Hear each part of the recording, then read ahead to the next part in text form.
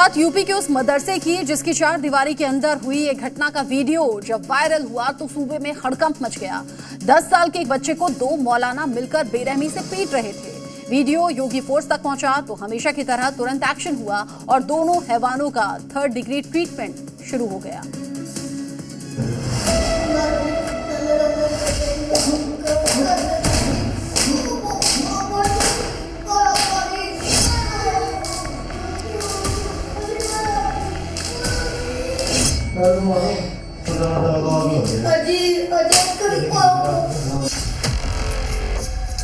कोई भी बचने नहीं पाएगा। जो भी अपराधी होगा,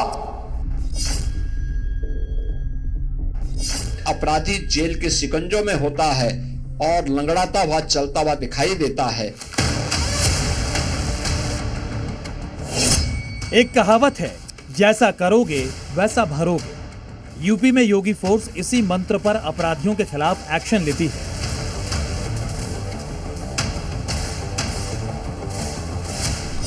आपकी स्क्रीन पर दिख रहे इन आरोपियों में एक का नाम है जुनैद, दूसरे का शोएब। इनकी लंगड़ाती चाल उस दर्द के आगे कुछ नहीं जो इन्होंने इस 10 साल के बच्चे को दिया।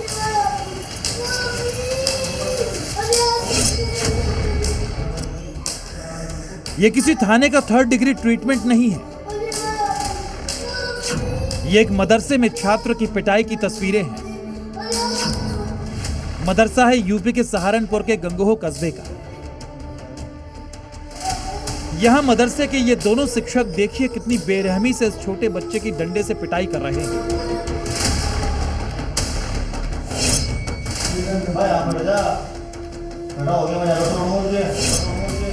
पहले ये बेरहम बच्चे को पेट के बल लिटाकर डंडे से पीट रहे हैं। बच्चा लगातार रहम की भीख मांग रहा है, चीख रहा है, चिल्ला रहा है, लेकिन इन जल्लादों का दिल नहीं पसीज रहा।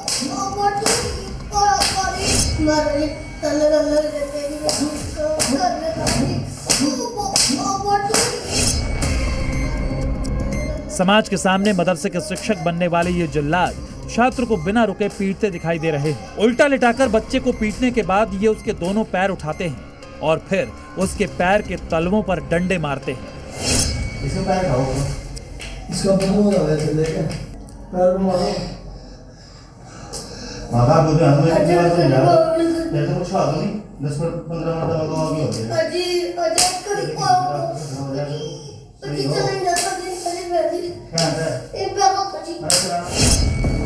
इतने बार इतनी पिटाई कि बच्चा असहनीय दर्द के कारण जोर जोर से चीखने लगता है, अपनी अम्मी अब्बू को पुकारने लगता है, लेकिन मदरसे के इन शिक्षकों के कान पर जूं तक नहीं रेंगती।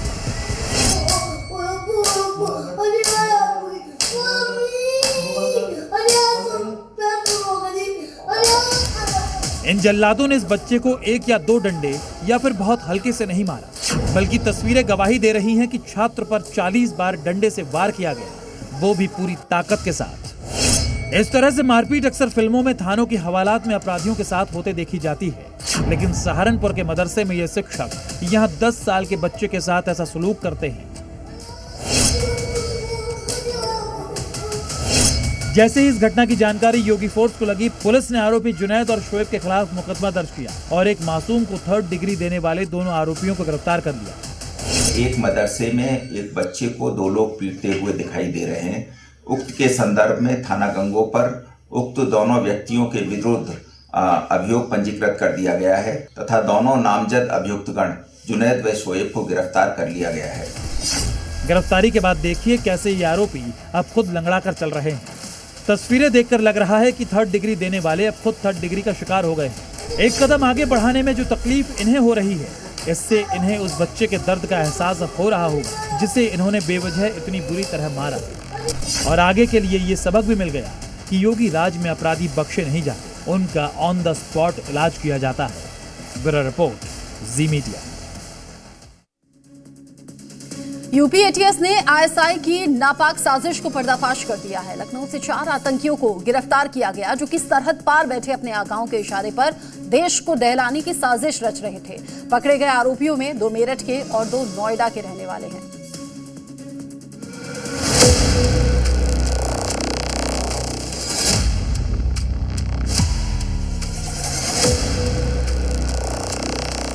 पहला, साकिब उर्फ डेविल, काम मेरठ में सलोन की दुकान, खुलासा आईएसआई के इशारे पर काम।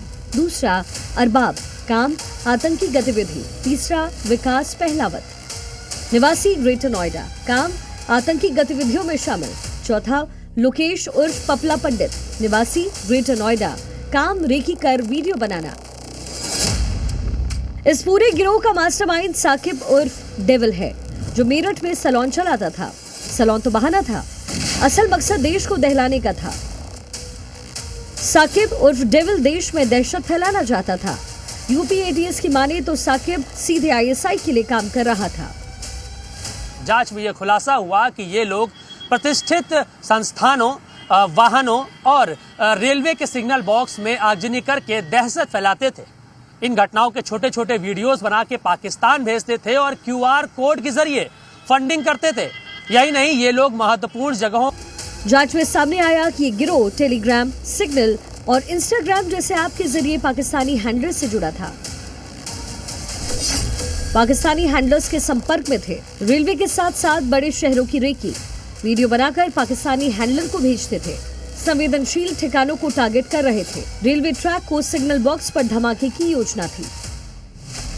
एटीएस की माने तो पाकिस्तानी हैंडलर उन्हें टेलीग्राम, इंस्टाग्राम के माध्यम से उसामा बिन लादेन, फरूतुल्लाह गौरी, कश्मीर मुजाहिदीन, गजवाए हिंद के नाम पर उकसा रहे थे। साकिब और अरबाज मेरठ के अगवानपुर गांव का रहने वाला है। जी न्यूज की टीम पहुंची साकिब के घर। साकिब के पिता शकील अहमद का कहना है कि बेटे को महाराष्ट्र से अरेस्ट किया गया। वो महाराष्ट्र में सलोन का काम करता है। हमें नहीं पता कि उसने क्या किया। पाकिस्तानी हैंडलर से बात करने वाला साकिब मेरठ के अगवानपुर का रहने वाला है। इस वक्त हम अगवानपुर में हैं। साकिब के पिता शकील अहमद हमारे साथ बात करने के लिए। शकील से बात करते हैं। शकील जी, ये बताइए कि आपके बेटे को गिरफ्तार किया है और ये आरोप लगाया गया है कि वो पाकिस्तानी हैंडलर्स के थ्रू लगातार बात करता था। ये बताइए कि कब पुलिस गिरफ्तार करके ले गई और कहां से गिरफ्तार की है? देखो जी, 31 तारीख में उठाया उसे। वो काम करता था उमरखेड़ा महाराष्ट्र में। अच्छा। वहीं से उसे उठाया। हमें तो उठाने के बाद में पता चला, बल्कि हमें सही पता तो को परसों चला था। फिर उसके बाद में कल पता चला हमें, जब वो न्यूज पे निकला वो। अच्छा। हाँ, उससे पहले हमें कोई उसकी जानकारी नहीं थी कुछ भी। साकिब करता क्या था? सैलून का काम करता था। सैलून का काम करता था। जी, हम तो ऐसे समझ नहीं सकते इतना, क्योंकि हमसे पहले कोई हमने बात नहीं देखी और कुछ नहीं। लेकिन अब तो उसमें बहुत कुछ दिखा रहे हुए। देखो जी, अब तो मोबाइल को पता होगा या उन्हें पता होगा। देखो, हम कह नहीं सकते इस बारे में। ये लोग सिर्फ साजिश नहीं रच रहे थे, बल्कि कुछ वारदातों को अंजाम भी दे चुके थे। पूछताछ में पता चला कि इन्होंने हाल के दिनों में कुछ जगहों पर आगजनी की। घटना को अंजाम देने के बाद ये उसका वीडियो बनाकर पाकिस्तानी हैंडलर्स को भेजते थे। इसके बदले उन्हें क्यूआर कोड के माध्यम से पैसे मिलते थे। साकिब ने अपने ही गांव के अरबाब और नोएडा को भी इस काम में शामिल किया। के पिता हैं रोहताश और इनके भी पैर में प्रॉब्लम है। और उस पप्पल पंडित जिसको पकड़ा गया है बहुत गंभीर आरोप में, उनकी ये माता जी हैं। और ये लोग और मोहल्ले वाले कह रहे हैं कि ऐसी उम्मीद नहीं थी। बेलदारी का काम करता था, ईंटें ढोता था, मकान बनवाता था, लोगों से मिलता जुलता था। लेकिन किसी के मन में क्या है ये कोई जान नहीं सकता। एटीएस का ये कहना है और जो जानकारी मिल रही है, जो सबूत कह सकते हैं या जो इन्फॉर्मेशन फर्स्ट हैंड है, उसके मुताबिक वो हैंडलर्स हैं। आतंकी गतिविधियों को, दहशत फैलाने की गतिविधि भारत में अंजाम दे रहे थे, उनके इशारे पर काम कर रहा था। और जो एक जानकारी निकल कर सामने आ रही है कि क्यूआर कोड के जरिए पैसे आते थे। लोकेश और पप्पल पंडित छपरौला के राम विहार में रहता था। यहाँ पर बेलदारी का काम करता था। घर मकान बनाते समय ईंट ढोने का काम करता था। ऐसा मोहल्ले वाले और घर वाले बता रहे हैं। लेकिन अब ये चारों यूपी एटीएस के शिकंजे में फंस चुके हैं। इनकी जगह अब सिर्फ जेल में है। ब्यूरो रिपोर्ट, जी मीडिया। और अब बात उत्तराखंड में धामी के ऑपरेशन लंगड़ा की। देहरादून पुलिस ने रिटायर्ड ब्रिगेडियर को गोली मारने वाले 2 आरोपियों को मुठभेड़ के बाद गिरफ्तार कर लिया। और इस दौरान एक आरोपी के पैर में गोली लगने के दौरान वो लंगड़ा हो गया। यानी धामी सरकार अपराधियों से निपटने के लिए यूपी मॉडल पर लगातार काम कर रही है। रिपोर्ट देखिए।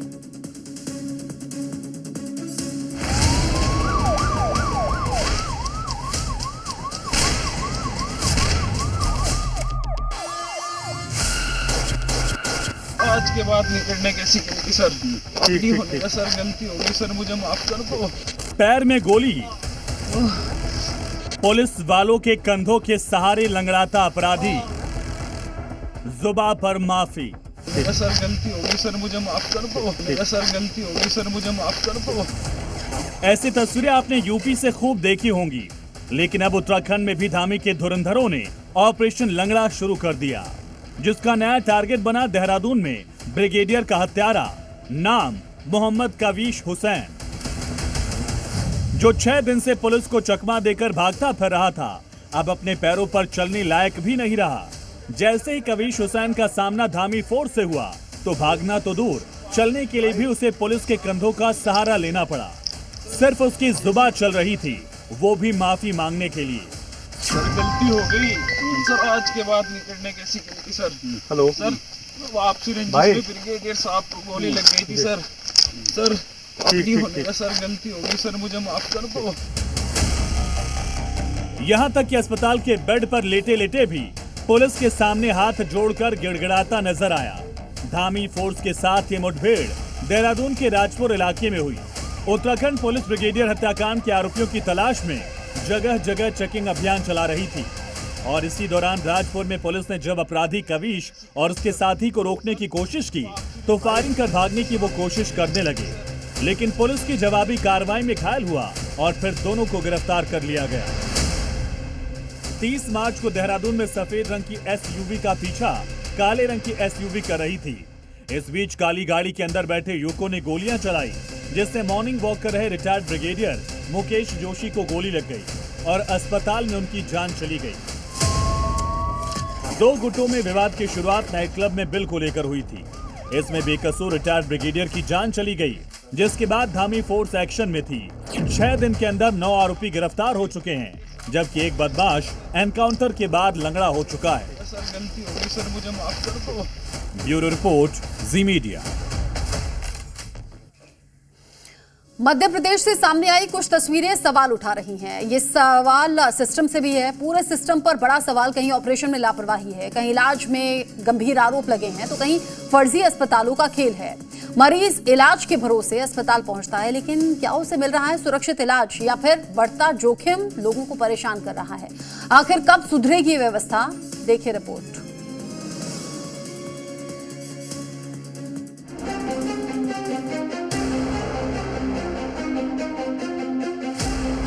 बीमार सिर्फ मरीज नहीं, बीमार होती जा रही है पूरी स्वास्थ्य व्यवस्था, जहां इलाज के नाम पर लापरवाही, भरोसे के नाम पर सौदा और जिम्मेदारी के नाम पर सिर्फ बयानबाजी। मध्य प्रदेश के 3 शहरों से आई ये तस्वीरें एक बड़ा सवाल खड़ा कर रही हैं। क्या अस्पताल अब भरोसे की जगह रह गए हैं या खतरे का अड्डा बनते जा रहे हैं? खरगोन जिला अस्पताल में एक ऐसी लापरवाही सामने आई जिसने हर किसी को हैरान कर दिया। प्रसूता मनीषा की डिलीवरी के दौरान ऑपरेशन किया गया, सब कुछ सामान्य बताया गया और छुट्टी दे दी गई।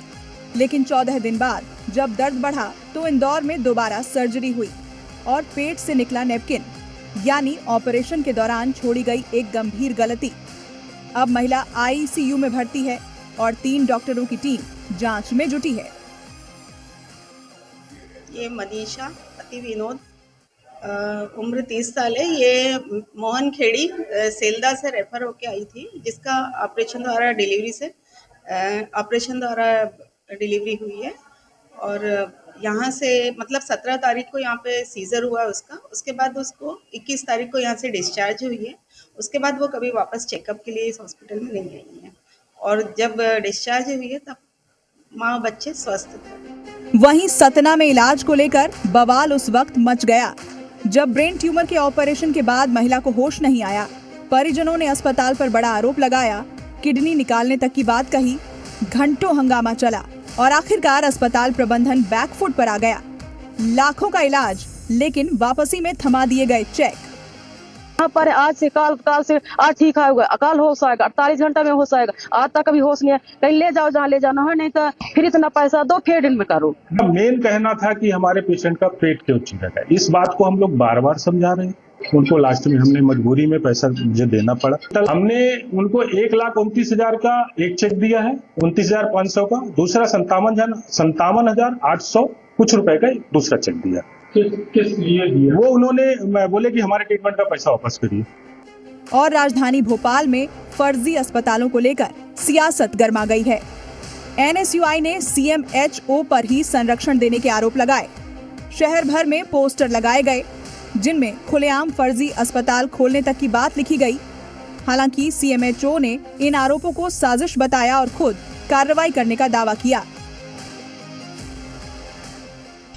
आज NSUI भोपाल द्वारा राजधानी भोपाल में जिस तरह से निरंतर फर्जी अस्पताल खुलते जा रहे हैं, उनके विरोध में आज NSUI ने उप मुख्यमंत्री राजेंद्र शुक्ला और स्वास्थ्य संचालनालय, आयुष्मान विभाग के साथ में CMHO कार्यालय के बाहर पोस्टर लगाकर विरोध जताया। जिस तरह से राजधानी भोपाल में फर्जी अस्पतालों द्वारा मरीजों की जान के साथ खिलवाड़ किया जा रहा है। अभी मुझे ज्ञात हुआ है कि NSUI के सदस्यों के द्वारा मेरे खिलाफ पोस्टर वगैरह चिपकाए जा रहे हैं विभिन्न स्थानों पे। मैं इसका निंदा करता हूं और खंडन करता हूं उनके आरोपों का। ये झूठे आरोप लगाए जा रहे हैं मेरे ऊपर और पूरी तरह से ये राजनीति से प्रेरित दिख रहे हैं, क्योंकि मैं जब से यहाँ पर आया हूँ तब से हम लोग लगातार अस्पतालों के विरुद्ध कार्रवाई भी कर रहे हैं। कई अस्पतालों को पंजीयन निरस्त किया जा चुका है और परिवाद भी हमने कोर्ट में लगाए हैं और ये कार्रवाई लगातार चलती रहती है। 3 अलग अलग मामले, लेकिन एक जैसी कहानी। कहीं लापरवाही, कहीं शक, तो कहीं सिस्टम पर सवाल। मरीज इलाज के भरोसे आता है, लेकिन क्या उसे मिल रहा है भरोसा या सिर्फ जोखिम? इलाज अगर किस्मत पर टिका हो तो अस्पताल नहीं जुआ घर बन जाते हैं, जहां दांव पर लगती है जिंदगी और जीत हार का फैसला करता है सिस्टम। अब सवाल ये है, क्या जिम्मेदार जागेंगे या फिर ऐसे ही हर दिन कोई न कोई मरीज इस लापरवाही की कीमत चुकाता रहेगा? ब्यूरो रिपोर्ट, जी मीडिया। गर्मी ने अभी प्रचंड रूप नहीं लिया है, लेकिन आग का कहर अभी से शुरू हो गया। अग्नि तांडव का असर सीधे अन्नदाता पर पड़ रहा है, जिनकी सीजन भर की मेहनत को आग का कहर राख करने में लगा है। आग ने यूपी के अलग अलग जिलों में फसलों को राख करना शुरू कर दिया। देखिए रिपोर्ट।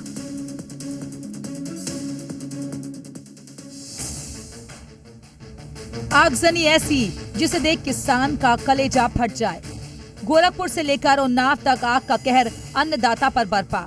खेत में खड़ी फसल देखते ही देखते आग में जलकर खाक हो गई। ये तस्वीर गोरखपुर के सहजनवा की है, जहां सिसई तपसी गांव में भीषण आग ने किसान की पूरी मेहनत को पल भर में भस्म कर दिया। तेज हवा ने आग की लपटों को और धधकाया। चिंगारी ने देखते ही देखते खौफनाक आग का रूप ले लिया। मौके पर मौजूद किसानों के हाथ पांव फूल गए। आग को बुझाने की कोशिशों में किसान जुट गए, लेकिन गेहूं की सूखी फसल में लगी आग के बीच तेज हवा ने घी का काम किया। करीब 10 एकड़ तक आग मिनटों में फैल गई। फिर भी किसानों ने हार नहीं मानी। आग की चौतरफा घेराबंदी कर उसे बुझाने का काम शुरू किया गया। 3 घंटे की मशक्कत के बाद आखिरकार आग पर काबू पा लिया गया। आगजनी की खबर मिलने के बाद प्रशासन की टीम मौके पर पहुंची। अधिकारियों ने किसानों के हुए नुकसान का आकलन कर उचित मुआवजे का भरोसा दिया है। उधर उन्नाव के बीघापुर में भी अग्नि तांडव देखने को मिला। हरसिंहपुर गांव में अचानक खेत में लगी गेहूं की फसल में आग लग गई। आग की लपटों ने कई बीघे की फसल को अपनी चपेट में ले लिया। आग के कहर से किसानों में हाहाकार मच गया। काफी देर बाद किसानों को आग बुझाने में कामयाबी मिली। तब तक उनकी खून पसीने से सींची फसल का काफी हिस्सा जल गया। आग लगने की वजह साफ नहीं हो पाई, वहीं किसान उचित मुआवजे की मांग कर रहे हैं। ब्यूरो रिपोर्ट, जी मीडिया।